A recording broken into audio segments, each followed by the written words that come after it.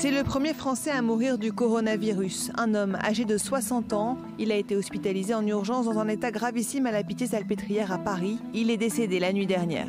Personne ne pouvait imaginer la situation où on est arrivé aujourd'hui.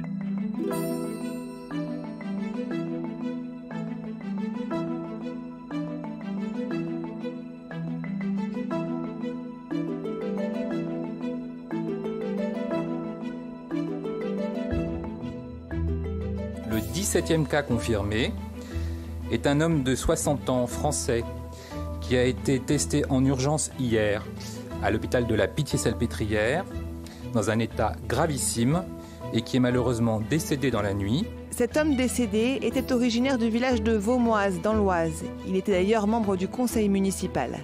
Il était enseignant dans le collège Jean de La Fontaine à Crépy-en-Valois, mais il était en arrêt maladie depuis le 12 février dernier. Rien qu'en le voyant se lever de la chaise, je me suis dit waouh, il se passe quelque chose de différent. C'était vraiment quelqu'un de totalement transformé.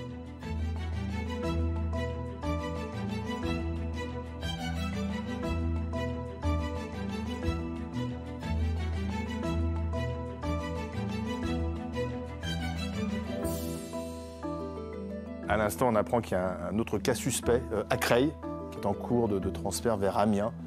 Voilà, donc c'est une zone qu'on va surveiller. C'est une zone qu'on va surveiller, j'espère que ce ne sera pas le scénario italien. Le scénario italien, c'est qu'en fait, à un moment donné, il y a probablement une personne qui a contaminé d'autres personnes qu'on n'a pas identifiées. Et puis, eh bien, les contaminations ont fait que les cas se sont multipliés. On n'en est pas là, soyons extrêmement précis, mais il faut en effet surveiller. Et c'est pour ça qu'on a encore quelques jours, puisqu'en gros, l'incubation moyenne, c'est 6-7 jours, pour trouver ce patient zéro.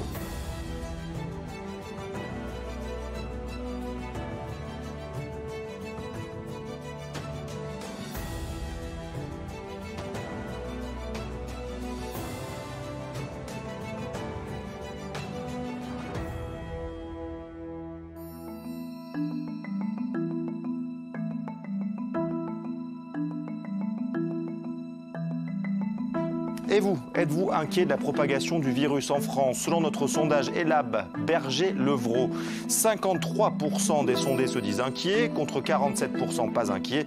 À noter que 52% des Français estiment que la France n'est pas prête à faire face à une éventuelle propagation du virus. 47% pensent que le pays est prêt.